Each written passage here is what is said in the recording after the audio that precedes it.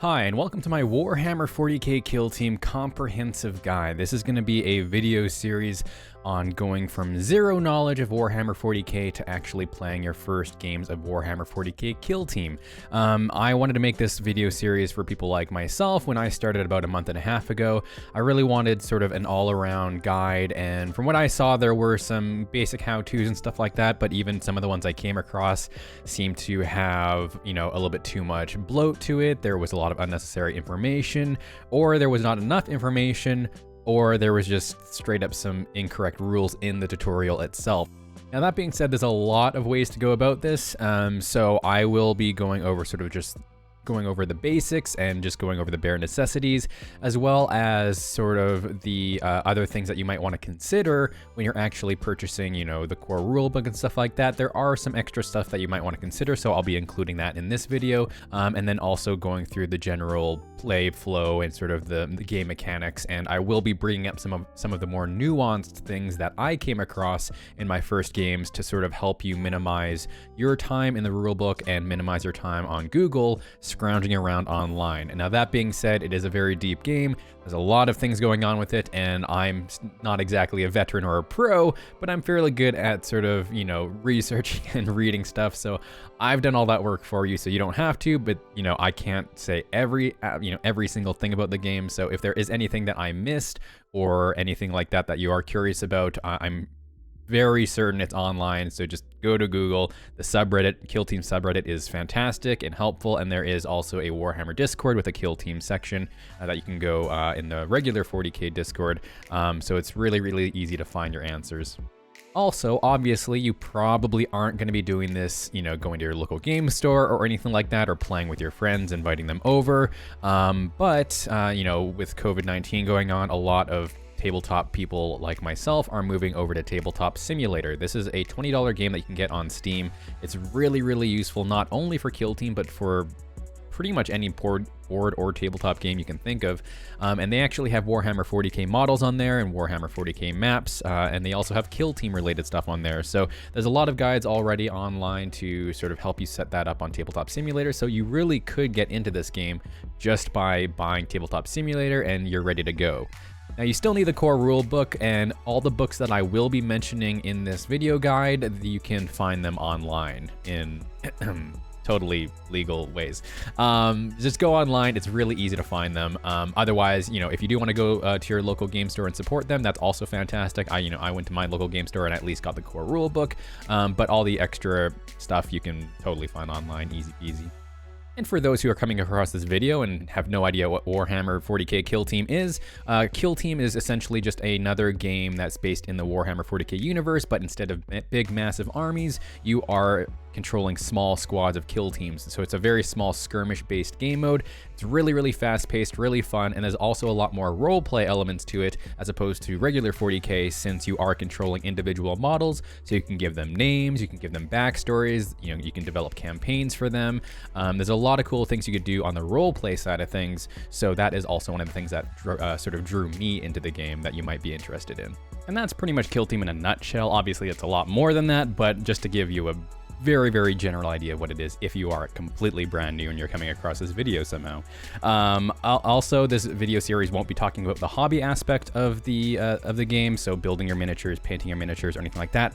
There's plenty of other tutorials on that, and people that are more well-versed on that side of things than I am. I'm much more into the gameplay aspect of it, but I definitely do recommend, painting your minis when you get around to it. But, even for my first few games with my friends, we played with unpainted minis for a while just to learn the game and stuff like that, so you don't need to rush into it. Now, let's go into our first part of this video. What exactly do you need to start playing? What is the bare bones list of things that you need to actually go from having nothing to playing your first game? Now, obviously, this is going to be quite a bit different for every situation, and right now with Tabletop Simulator, you can just go start with Tabletop Simulator. Again, I'm going to be making this video series on the assumption you're going to be wanting to play the physical board game. In addition to that, I'll be going on the assumption you're actually going out and buying the books and stuff like that. So the bare bones list of things that you need to play, you're going to need the core manual, the core rule book. So this is going to include all of the basic rules of Kill Team and sort of the unit data sheets to play for each of the different factions. Now, it's important to remember that if you are coming from regular 40k, not everything is playable in Kill Team, and the same models may have actually different stats and abilities, you know, from regular 40k than they do in Kill Team. So just bear that in mind. You're using the same models, but it's going to be, you know, different rule set and different data sheets. And speaking of course, you're going to need Warhammer 40k miniatures to play with. We'll get into this a little bit more later in terms of building your lists and buying your boxes, but if you do have, you know, a bunch of 40k miniatures lying around, you can obviously just double check to make sure those are legal in Kill Team and start playing right away. Then of course, you're going to need a handful of d6 dice. You're going to need terrain to set up. Now, terrain can be anything. Obviously, the miniatures are more important, and you don't need official terrain to play Kill Team. Just make sure there's a healthy amount. So you can get bottles, cardboard boxes, anything lying around the house, essentially. Just make sure there's more than less of it. Kill Team is meant to be a pretty close quarters and sort of fast-paced game, and you obviously want to make sure your melee units aren't being at a big disadvantage compared to the ranged units. And you'll also need a space to play in. It doesn't need to be anything as big as regular 40k, but official Kill Team matches are played on 22 by 30 inch boards, and 3 to 4 player matches are essentially just 2 of those combined together. So just make sure you have that size of area measured out, and you can start placing your terrain. Then you'll need measuring tools. So obviously measuring tape is the most common one. You can even use a 12-inch ruler if you have one available and you don't have access to a measuring tape, and you're good to go there. And the last thing you might want to get is tokens. Now, if you're getting the starter set, tokens come included in it. Otherwise, you will have to go to Etsy, or you can actually just go online. There's a lot of PDFs and stuff like that where you can just print your own tokens. It's really, really easy, and I highly recommend doing that. Tokens make the game a lot easier to learn, since you are able to track the in-game actions quite a bit easier. And that's it. That's everything that you need to get playing. The core manual comes with missions. It tells you everything from, you know, step by step and how the game works, and it also includes, again, the data sheets for all of the main factions in Kill Team. Now, if you go online, you might encounter some of the extra stuff, and you know, extra rules or extra factions that you might actually want to play in Kill Team, but aren't in the core manual. So let's talk about some of the add-ons and extras that are available to you that you can get alongside the core manual. So first off is going to be Elites. Now, this is one that I actually recommend maybe even buying alongside the core manual. It sort of depends on you and your play group on whether or not you want to have access to more war gear, more units, more tactics, because it is essentially still part of the core experience of Kill Team. You just get more things to play with. There is also some extra rules that come in with Kill Team, as well as 125 point limit missions as opposed to 100 point limit missions that are in the core manual. And more tournaments and events are running 125 points as sort of a standard nowadays, it seems like. So just bear that in mind that, you know, again, it's still part of the core experience. You just get access to more things. The next book that you might come across is Commanders. Now, this is one that I don't really recommend getting right off the bat. This is unlike Elites, Commanders is more of a separate game mode. It introduces commanders, which are much more stronger, more unique units than the average Joe, as well as missions and tactics for them. Commander missions are 200 points, and the main difference, you know, with Elites is that commanders, in their unit keywords, they will include the commander keyword, and each player needs to actually have a commander to be eligible in playing in those commander missions, and it is not exactly a balanced experience, since, you know, the power level of those units is really, really high.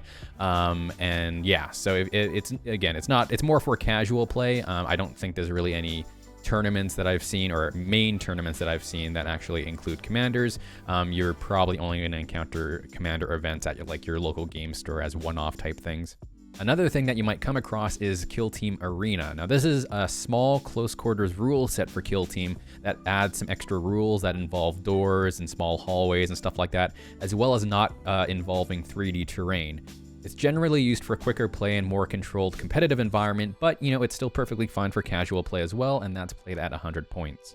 Another book is the Annual 2019. This is essentially a big compilation of White Dwarf rules and data sheets, White Dwarf being a magazine publication around miniatures, special box rules and data sheets such as the Blackstone Fortress tabletop game, and profile updates. So this is also one that is sort of recommended. It is mainly recommended if you are planning on using some of the factions that were introduced in White Dwarf. such as Chaos Demons, for example. It includes all of their data sheets and stuff like that, and it's just a really, really nice handy book to have, just to have access to the updated things. And last but not least, you might come across Rogue Trader. Now, if you are interested in playing Eleusidian Starstriders or the Gellerpox Infected, this is where those two factions are introduced. So if you want those data sheets and stuff like that, the Rogue Trader book is what you'll want to try and get. The box set does come with like terrain. It comes with some missions specifically for, you know, battling with those two factions. So it can be played on its own, assuming you also have the core rulebook. You still need to have that available. So this one is definitely more of an expansion. But again, if you are wanting to use the Starstriders or the Gellerpox in like regular kill team matches and stuff like that, you will also want to get the Rogue Trader book possibly, or of course, just find it online. Now, I should add that there is a starter box set that you might come across. This is going to be including the core manual. It includes 2 kill teams, the Adeptus Astartes, which are Space Marines, and the Tau Empire. It also includes terrain, game board, tokens, and dice. So it's extremely good value because you actually could just get this box set and start playing with a friend right away. Now, it's obviously better value if you are actually interested in one of those two factions. Otherwise, you might want to consider buying things separately, but still, in terms of how much it costs, it's about $190 US. So if you go halvesies on with a friend and you don't really care about which factions you play, you just want to sort of get started playing to see if you even like the game, I think it's still really great value, because even if you do decide to buy factions later on, you have that core manual, you have dice, tokens, you have terrain, and you don't mind probably spending the extra, you know, $50 maybe to start a new kill team. Oh, one other thing you might come across are kill zones. These are essentially just officially sanctioned terrain sets by Games Workshop. So they come with their own sort of tactics that are specific to that terrain set, and it comes with its own game board and stuff like that. So it's a nice thing to have if you want the official stuff. Just bear in mind that some of them aren't in print anymore, so you might have to go to eBay if there's a specific terrain set that you want. And that's it. Those are all the main add-ons and extras that you can get for Kill Team. Now, in terms of sort of importance of things that you might want to consider getting, again, Elites is the only one that I actually recommend getting alongside the core rulebook.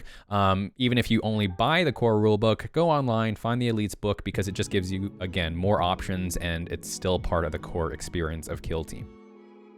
Now, other than the core rulebook and all that other stuff I listed, I do recommend getting 2 apps. I recommend getting Battlescribe, which is a list builder, so you can build your rosters and your lists with this app. Just bear in mind that it's not 100% accurate all the time since it's user-uploaded data, but I would say pretty much 99% of the time it's accurate. You can also get it on PC if you want to. It makes it really, really easy to share your roster lists online and with friends, so you can get some feedback. And while you can have quick access to your unit's data sheets and tactics through that app as well, I recommend combining Battlescribe with Companion for Kill Team. And Companion for Kill Team is an app that is meant to be used while you're playing. While Battlescribe should be used for more list building, Companion is a little bit of a cleaner app. It's a lot easier to navigate and see all of your different stats and abilities and stuff like that really, really quickly. You can import your Battlescribe list directly into Companion because they're meant to be, you know, hence the name, it's meant to be a companion for Kill Team. So now that you have everything that you need to play with, how exactly do you get started? Well, before actually playing, you're going to need to build a Kill Team list to play with. And you want to actually do this before buying your models, because depending on what your list is going to be like, you're going to be buying different boxes potentially. I'll also be only discussing things on the assumption that you're using the core and the Elites rulebook, since that's sort of the core experience of the game. And again, everything else that you need to find can be answered online. Now, how you build your kill team list might be a little bit dependent on what types of missions you and your playgroup are planning on playing. So for instance, if you are planning on making a big campaign right off the start, your list is going to look different than if you were just going to be playing matched plays against each other. Now, there's essentially 3 game modes for Kill Team. First, you have Open Play. This is essentially your custom game mode. As long as you choose one of your models to be a leader, and as long as you're using the rules and data sheets from the Kill Team products, you can sort of mix and match stuff any way you see fit and have free reign. If you want to make a 150-point list, go for it. If you want a team full of specialists, go for it. If you want to mix and match factions, you can go for that. Again, it's just totally free reign, and it's not exactly the most common way to play Kill Team, but it's nice if you just want a change of pace just to mix things up. The next one is matched play, and matched play is the main way to play kill team. This is going to be the most common thing that you encounter if you're going to like events and stuff like that, is going to be matched play. There's restrictions in place to make sure it's as fair as possible. You'll also be introduced to something called the roster. It's a list of up to 20 models that all share a faction keyword, which you can find on the unit's data sheets. After determining a mission, you'll build what's called a battle-forged kill team list from that roster. While the roster only has those 2 restrictions that I mentioned, for a kill team to be considered battle-forged and eligible for matched or competitive play, it has to have at least 3 models. Adeptus Custodes is a faction that can have 2. It can't have more than 20 models, so yes, your entire roster could be your entire kill team. One and only one of those models has to be the leader specialist. You can include up to 3 other specialists alongside that, but they can't be the same, of course. You cannot include more than the max listed on a particular model's datasheet. All models must share a faction keyword, and it can't cost more than the point limit that's listed on the mission or, event packet. That's if you're playing a tournament. So this is usually going to be 100 points or 125 points if you're including, obviously, the elite stuff. Different gear and their units have different point values, so that's how you're going to sort of add things up to make sure you're at or under that point limit. Now, while using a roster is considered the best way to play the game, and I do recommend working towards that, when starting out, you might want to stick to just building, a 100 point or 125 point kill team list, depending on the faction, so you're not going out and buying a bunch of different boxes off the start without even knowing if you enjoy playing the game. And narrative play is the last way to play kill team. So this is used to create campaigns that add in rules to make the game a more narrative experience. So you get things such as leveling up your specialists. You're encouraged to create backstories for your models, the specific narrative style missions, and more. While it also includes a roster as well, similar to matched play, it starts at up to 12 models, but can increase as the campaign dictates. Same with the point limits. There are campaign rules and restrictions listed in the core rulebook on page 202 if you want to check those out. Now, do you want to blast your opponent from afar with long-range weaponry? Maybe you want to swarm your opponent with more models than they can handle. Or maybe you want a small team of strong, elite units with psyker abilities. Each faction has different abilities, tactics, and playstyles, as well as a varying degree of point costs. Some have more support than others, so just make sure to do your research when choosing one. For example, Chaos Demons and Kroot are legal to play, but they don't get anything in the Elites book and don't have as many options as the core factions. There are lots and lots of videos, posts, and guides online on the different factions to help you choose one. You can also be like me and just go with the rule of cool and pick the one you like the look of most. I chose AdMech because it's the best. It's also good to take into account your budget. Again, since the boxes you buy are just from the regular Warhammer 40k game, it can be a little bit awkward for certain factions, and while some can have decent kill teams built from just one box, others may need multiple boxes to have a more cohesive list. That's why it's helpful to build your list before you actually go out and buy any boxes, so you make sure you have the appropriate amount of models and war gear for the list that you want. When building a list, there are sections in the rulebook for your faction you'll want to refer to. They'll contain everything you need to know, such as tactics for your faction, as well as data sheets for each of your models that lets you know what is legal to take. You'll also get the point values of each so you can make sure you're at or under the appropriate point limit. Again, Battlescribe is really useful in this case. Now, when deciding on how you want your kill team to look, you're going to look at each model's data sheet to sort of see what kinds of things it can equip and what kinds of abilities it has, and it can be quite overwhelming for a new player, so let's break down a model's data sheet. The top area is going to contain the stats and names of the different variations for that particular model. The different variations will dictate what kind of gear and abilities that model has access to. The top one can be considered the base model. M is going to be your move. This is how far the model can move in inches. WS is weapon skill. This is how accurate the model is in melee combat. It's the target number that you want to hit for a successful attack. BS is ballistic skill. This is how accurate the model is with ranged weapons. It's the target number to hit for a successful shot. S is strength. It's how strong your model is in melee combat and how likely it is to inflict damage. It's going to be applied against the opposing model's toughness. Ranged weapons will have their own profile with their weapon strength listed there. T is toughness. It's your physical resilience and how difficult it is to damage that model. It's applied against the opposing model's strength in melee combat and weapon strength for ranged combat. W is how much damage a model can take before it succumbs to its injuries. You can sort of think of it as the model's health. A is attacks. It's how many times a model can attack in melee combat. Ranged weapons will have their own profile with the amount of shots listed there. LD is leadership. It's how courageous a model is. It's the target number to hit or roll below to prevent broken or shaken models in the morale phase. SV is save. It's how much protection the model's armor gives. It's the target number to hit to prevent a wound. And max is the max number of this model variation that can be included in a kill team. So for example, if I wanted to include as many Skitarii Rangers as I wanted to, I could do that. But I can only have up to 3 Skitarii Ranger Gunners in my kill team, and I can only have up to one Skitarii Ranger Alpha. Underneath the stats, you'll see what each model is armed with by default, as well as how many of each variation you can have. War gear options list which models can take what in terms of gear. It's important to choose your gear carefully before you physically build your models. What people see on your model is what they expect that model to be equipped with generally, and it can be known as what you see is what you get. Point values for both models and war gear are listed after the datasheets. The abilities section lists all the special features of that model and that model's war gear. The specialists section will dictate what specialisms are available for that model to choose. Remember, one and only one model in your kill team has to be a leader specialist, and you can include up to 3 other specialists alongside that. Specialists do have to be different though. You can't include 2 heavies, for example.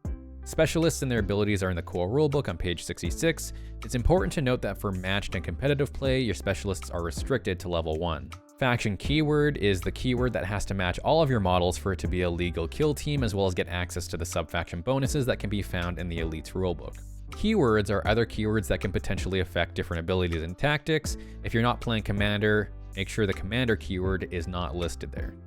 Now let's look at weapon profiles. These contain all the different stats and abilities of your war gear. You have the name of the weapon followed by the range in inches. This is the max distance away the weapon can be fired from.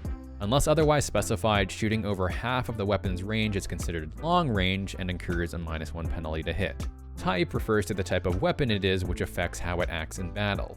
The number after the type shows you how many shots that weapon gets when you shoot with it. For info on the different types of weapons, you can refer to page 29 in the rulebook. S is the strength of the weapon. It's how likely it is to inflict damage. It's applied against the opposing model's toughness. User means it's just the model's strength. Modifiers such as +1 or ×2 mean that's applied to the model's strength. AP is armor penetration. It's how good that weapon is at getting through armor. Its modifier is applied to the opposing model's save roll. D is how much damage is inflicted by a successful wound. Abilities are extra benefits or penalties for using the weapon. And that's pretty much it. That's the unit datasheet. So now it's going to take some time to decide on what you want to include in your kill team list. Some factions are easier to build than others. There's plenty of guides and lists on the internet if you want to take some inspiration. But after your list is done, it might not be a bad idea to post it to the kill team subreddit or the Warhammer 40k Discord to make sure that there's no glaring errors. After that, it's just a matter of buying the appropriate boxes, building the models, and getting ready to play. So in the next video, we'll go over exactly how Kill Team is played and some of the things that you might want to consider when playing your first few games. So thank you so much for watching. Hopefully this helped out a little bit in getting you started and introducing you into Kill Team, and I'll see you in the next one.